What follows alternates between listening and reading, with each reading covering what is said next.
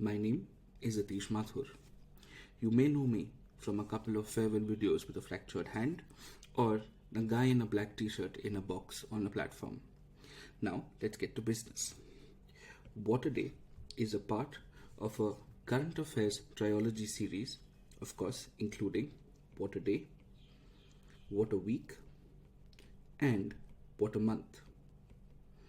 If you do need to know more about exactly what it is that we do here, you're more than welcome to check a link which is enclosed in the description box so that you understand exactly what it is and how it helps you consolidate your current affairs preparation. Today is the 1st of July 2021. If you wish to download the PDF of the same video that you're watching, you're more than welcome again to visit the Telegram channel, join it, and you'd be able to download the same. You'd also find a lot of important and useful information on the website atishmathur.com.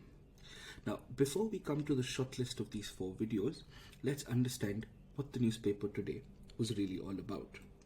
Let's start from the beginning. On page number 1, there is a mention of certain provisions that have to be put in place to prevent drone attacks. This is in the context of India's very first drone attack on an Air Force base in the state of J&K. Now this of course is a glaring internal security concern and it therefore necessitates that we must do everything in our power to prevent something like this from happening. And therefore this becomes an issue worthy of What a Week. So what we're going to do here essentially is, in What a Week this weekend, I'm going to cover the drone policy for you, in which we'll understand exactly what the drone policy is, what are drones, what is the tech behind it, what are the security concerns, what can India do, what is the world doing to prevent this, how exactly are drones used, abused and misused, and what is the future of drones in the larger context of things. This as a topic becomes important for the pre as well as the mains, wherein in the prelims they would largely ask you the technical applications of drones or the technology behind drones, wherein the mains you would see a question on internal security implications on the usage of drones. So this has been flagged. Now on page number 6, a rather emotional editorial written by a leading celebrity of the country on the Cinematograph Act and the amendments which have been proposed therein. Now this we'll be covering today in today's What a Day. Now this becomes important only and only from the mains point of view. You don't need to prepare this as far as the prelims is concerned. And even in the mains, it will have 2 very specific dimensions, which I will tell you when we get to this specific article. Another recurring news which has been happening for quite some time is the news on delimitation in the state of J&K. This again is extremely important for both the pre and the mains, wherein basic conceptual provision based questions on delimitation can be asked in the prelims, and in the mains a larger descriptive question on the process of delimitation could be asked. We're going to be covering this as well in a fair amount of detail today. On page number 10, there is an announcement which has been made that the government will now allow for Viability Gap Funding in its ambitious Bharatnet project, which seeks to ensure that everybody has access to the internet, and not only people but institutions also are e-enabled for better governance. We're going to also talk about this in a fair amount of detail today.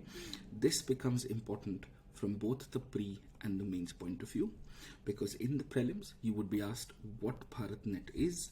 In the mains you would be giving the example of Bharatnet in a larger question on internet exclusivity, and from the governance point of view you may also be required to analyze how feasible is viability gap funding and its therefore applications.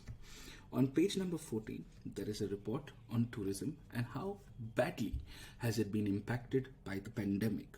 Now, this particular report is not really necessary for the prelims, but in the mains, you would be quoting this report and the sources of this report to better understand how badly tourism is going to be affected and has been affected because of the pandemic, with special reference to India.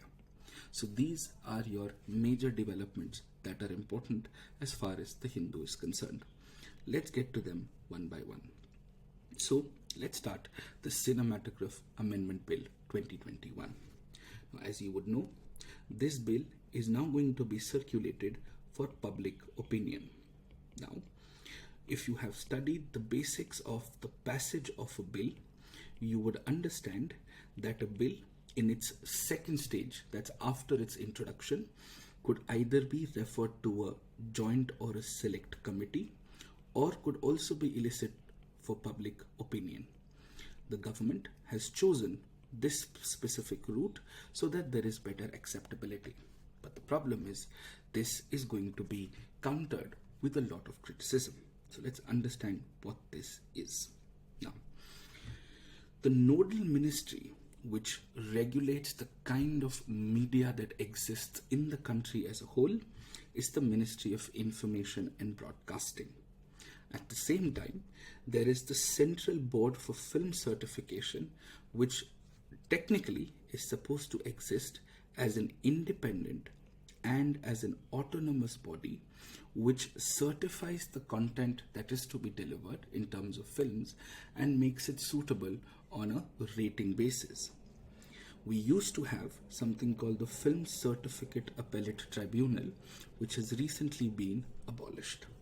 Now, what is this amendment and why are we so concerned?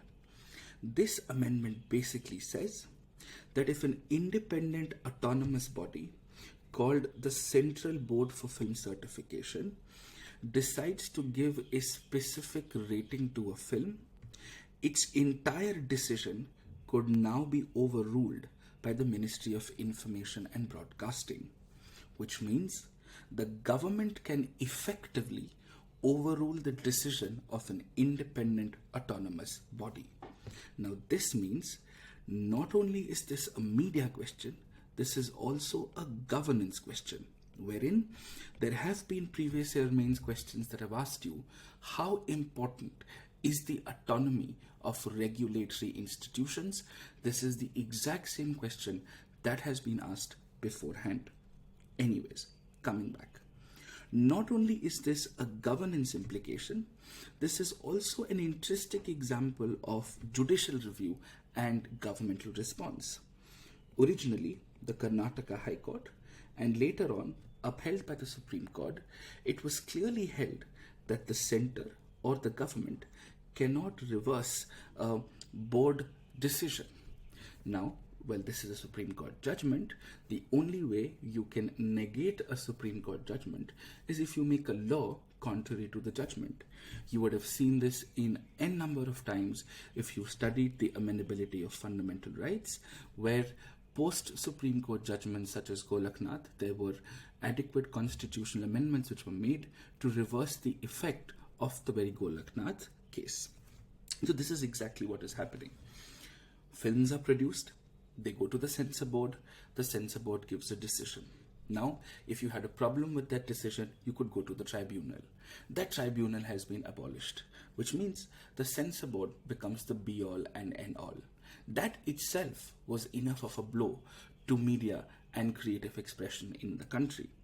Over and above this, with this amendment, and if this amendment gets through, the government could effectively overrule any decision which is made by the film board if they found it to be appropriate enough.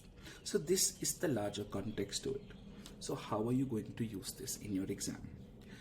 Are you going to get a dedicated mains question on this? Absolutely not. Would you be writing a larger answer on media freedom and responsible media?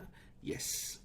Would you also be correlating it to the regulations that have been recently executed for the OTT platforms? Yes.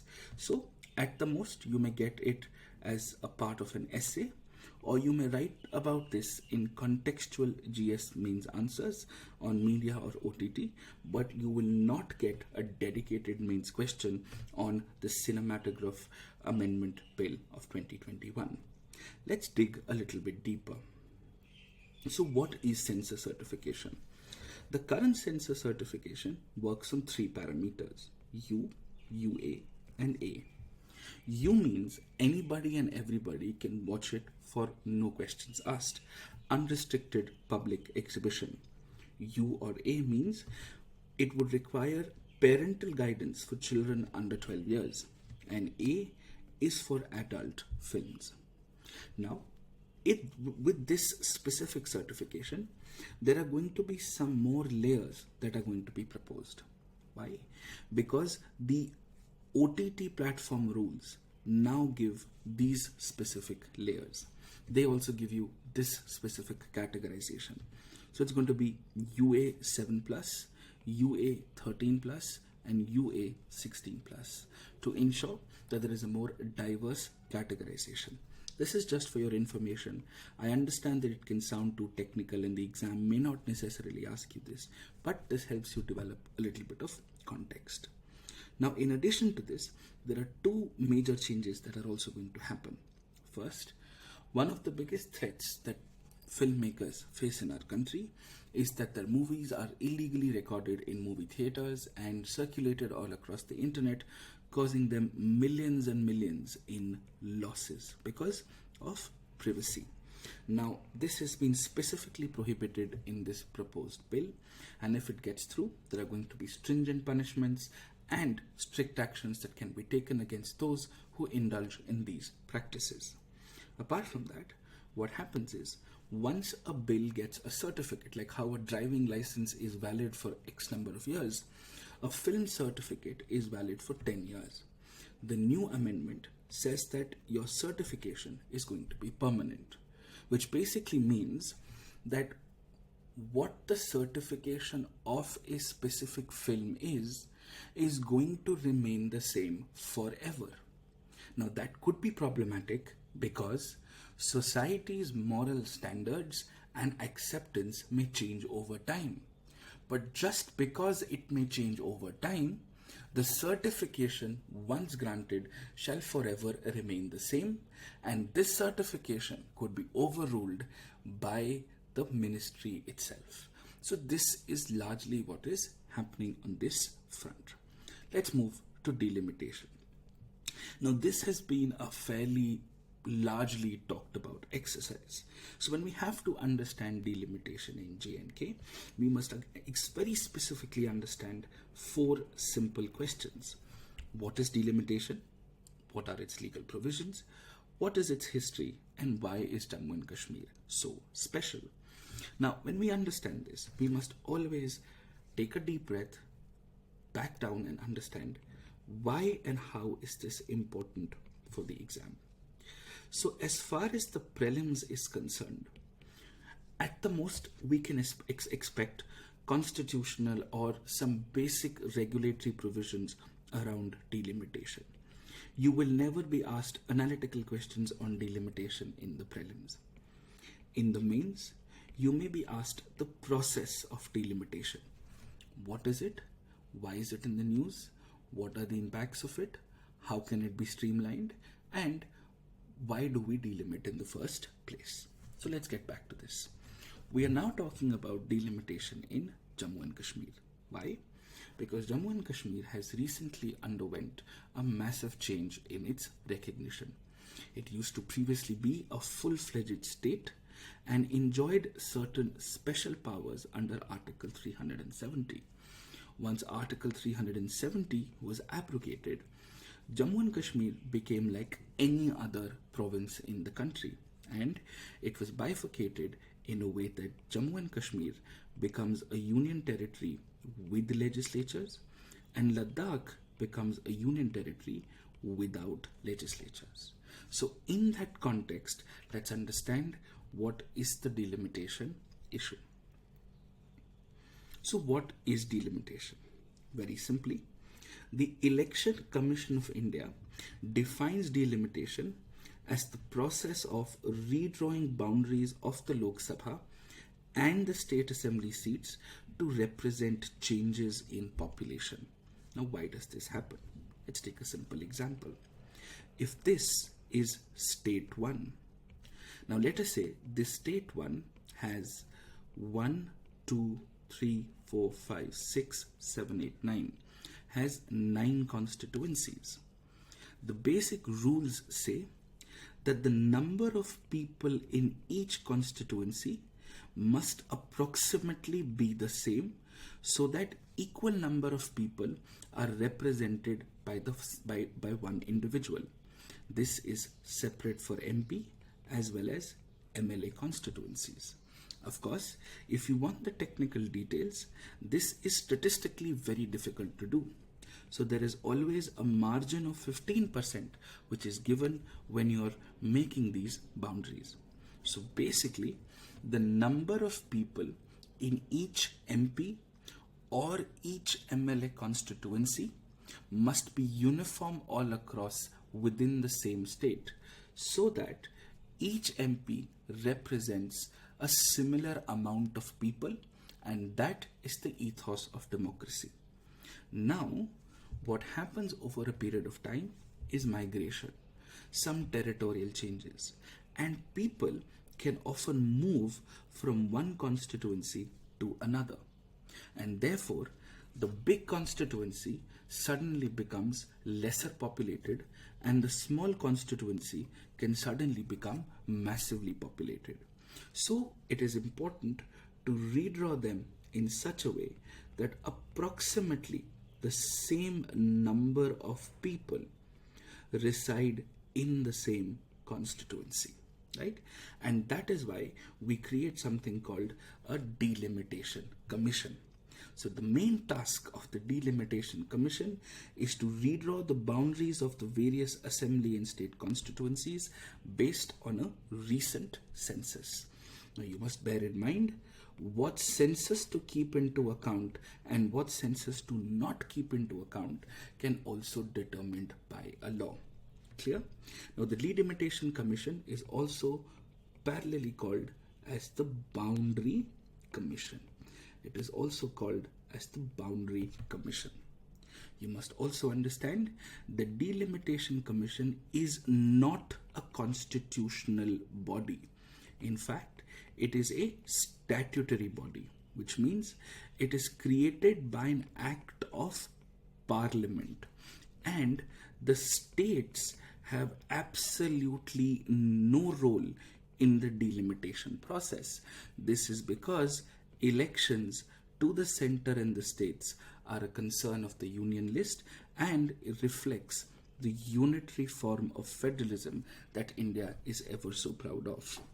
So you don't just take into account population changes, but an implication of population changes is reserving an X number of seats for scheduled castes and scheduled tribes as well, so that there is better representation overall. So this is something we must very clearly know, that delimitation is nothing but redrawing the boundaries of the constituencies. It has nothing to do with the number of constituencies. It has nothing to do with the number of constituencies, whether it is an MP constituency or an MLA constituency. It has everything to do with the size of constituencies. In fact, that is something we have to discuss in a further amount of detail. Let me also tell you that as far as MP constituencies are concerned, the size of MP constituencies has also been frozen till the 2026 census, which means you cannot change the size of MP constituencies as well. Now, that does mean that MLA constituencies may be changed. Over and above this, J&K became a special case because under 370, J&K was given a special status, which meant that the MP seats for J&K were governed by the Constitution of India, and delimitation was governed by the Constitution of India, whereas the MLA seats of J&K were governed by the Constitution of J&K and the Representation of People's Act of J&K, two completely separate provisions. Now that we're clear on this, let's understand how is it done. It's usually done after every few years. A delimitation commission is set up and the orders are executed. The president issues these orders. The president has zero discretionary power here. Over and above this, the orders are also laid before the respective Lok Sabha and the state legislative assemblies, because at the end of the day, there is a democratic mandate to this. It is also very important to understand that the Parliament, as I said before, enacts the Delimitation Act under Article 82 of the Constitution of India. And because it's an independent and powerful body, its orders cannot be challenged in a court of law. This is one of those rare bodies whose orders are rarely judicially reviewable. Unless, of course, there is massive malified intention, you cannot challenge the orders of the Delimitation Commission. And the reason behind this lies in a very simple principle of separation of powers, which is L, E, and J. If the legislature and the executive cannot get into the collegium process of appointing judges, the judges also cannot get into the process of conducting elections. The judiciary is well within its rights to question judicially the outcome of elections. Election petitions can be filed in the High Court, elections can be challenged in the courts of law, but the pre-election process, the constituency formation process has to be kept beyond the purview of judiciary in this country. So this is how it is done. Now let's get into some details. The history of delimitation exercises. There have been 4 delimitation acts that have been passed. The first was in 1952, immediately post-independence. The second was after the massive reorganization of states that took place in 1956. I would also like you to recall that reorganization of states or internal adjustment of states is not a constitutional amendment under Article 368. In fact, it simply requires a law to be made and passed through simple majority. This is exactly why after 370 was abrogated, all you needed was a J&K Reorganization Act, like you required for the Andhra Pradesh Reorganization Act to bifurcate Andhra Pradesh into Andhra Pradesh and Telangana. Now, after that, between 1973 and 2002, there have been delimitation exercises for 4 states: Assam, Arunachal Pradesh, Nagaland, and Manipur. Interestingly, they have not happened. In fact, they have been postponed.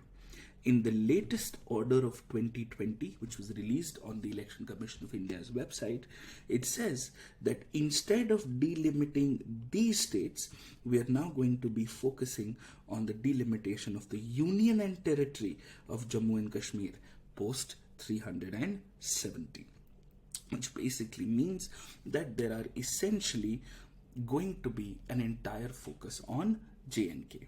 This means J&K's delimitation exercise is happening under the Delimitation Act of 2002, wherein a specific committee has now been formed. Very interestingly, they are operating out of the Ashoka Hotel in a plush locality of Delhi for reasons best known to them, and we are no one to judge. So these are your previous delimitation exercises. Of course, the larger question is, what was J&K before delimitation and what is J&K after delimitation? Before 2019, in the erstwhile state of J&K, the seats of J&K was governed, the Lok Sabha seats of J&K, as I was telling you, was governed by the Indian Constitution, but the delimitation of J&K assembly states was governed by the Constitution of J&K and the J&K Representation of Peoples Act. Okay? So basically, when the entire country would undergo a delimitation exercise, J&K would not, because J&K was specially protected under Article 370. But after 2019, when 370 has been diluted on August 5th, 2019, J&K loses its special status and becomes a union territory with state legislature for J&K and Ladakh for, of course, a union territory without a state legislature. This is why a delimitation commission could be carved out from the 2002 Act, because now it would be applicable to JNK, as JNK is no longer special under 370. Clear? Now, interestingly, the current effective strength of JNK is about 87, where and the interesting part is we still have 24 seats that actually fall under the Pakistan occupied Kashmir and still continue to remain vacant, and 4 seats which fall in the Ladakh region, which is now a separate union territory. Now, when the reorganization bill has been passed, JNK is supposed to now have 114 seats instead of 107 seats. And a large number of these seats, the increased seats, will go to the region of Jammu, which politicians have often criticized to be underrepresented in the JNK assembly. Because in the original JNK assembly, Kashmir got maximum seats, then Jammu, and then Ladakh. Here we are expecting a more equitable distribution. So what does this mean for JNK? Now, JNK has been under centre's rule since 2018, after, of course, the collapse of the coalition government, which was led by Mehbooba Mufti. Now, the first consequence of the delimitation exercise is going to be that we're going to finally have elections in Jammu and Kashmir. And this delimitation commission was set up in March 2020, has been given a 1-year extension due to the pandemic and delay in work, which basically means that this is not a fresh news. This has been happening for a year. Because the newspapers have nothing new to report about, we need to sort of dig old graves. And this is your delimitation exercise as far as JNK is concerned. So you would have understood by now some very basics of what the delimitation is. Now bear in mind, it sounds like it is being done for the right reasons, and delimitation is idealistically, morally and ethically supposed to account for population changes. But as it has been seen in the West, a lot of times gerrymandering cases are often reported, wherein delimitation is happened in such a way, or delimitation occurs in such a way that it unfairly reorganizes the constituencies to favor vote banks. Now, of course, this has still not occurred in India so far, as per our best knowledge, but no one knows whether this is actually going to happen or not. So delimitation is not just a question of law, it's also a question of ethics. The reasons why you do something. Is your objective moral, and are the means of the objective moral? So this, ladies and gentlemen, is delimitation for you. Let's move ahead.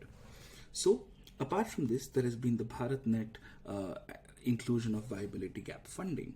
Now you would know that on my website, on the download section, you would find a list of important schemes for 2021, and Bharatnet has been mentioned there. So you can read more about it.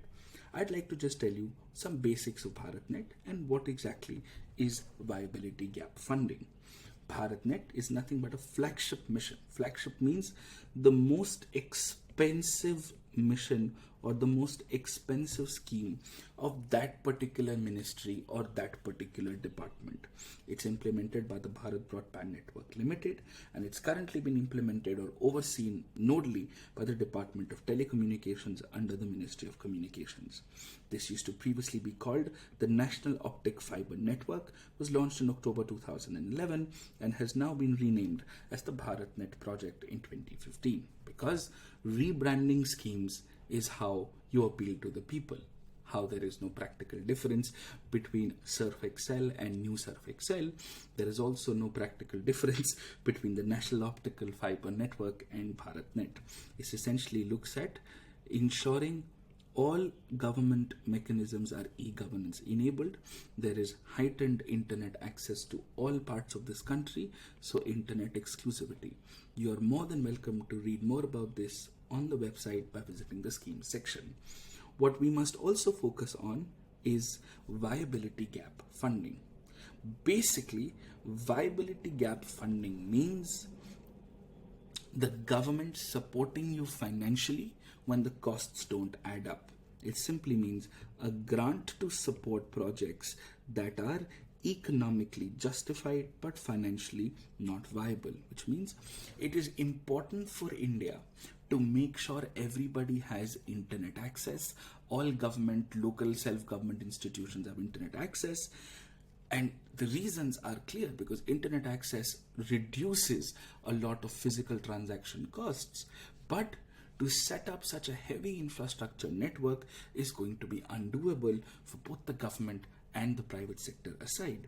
And the viability gap funding usually works on public-private partnership mode, where the private sector does not have enough money to cover the costs, so the government gives the private sector, which is working with the government in that specific area, to help them out. This is usually done in infrastructure sectors, right? And this is administered by the finance ministry, and the amount is budgeted on a year-to-year basis. This is nothing but a capital subsidy. How you have fertilizer subsidies, you have capital subsidies. Sometimes the government pays for 30% of the costs, sometimes the government pays into a lot of other costs that exist. And this is your viability gap funding. Clear? Understood this? Good. So ladies and gentlemen, this was what a day for you, and we've covered all possible important issues that have been in the newspaper. It would really mean a lot if you would subscribe to the channel, share videos with people who are even not preparing, because it helps me scale up the video, because this is going to be how it is. So thank you so much for your time, and I will see you very, very soon. Thank you. Bye-bye.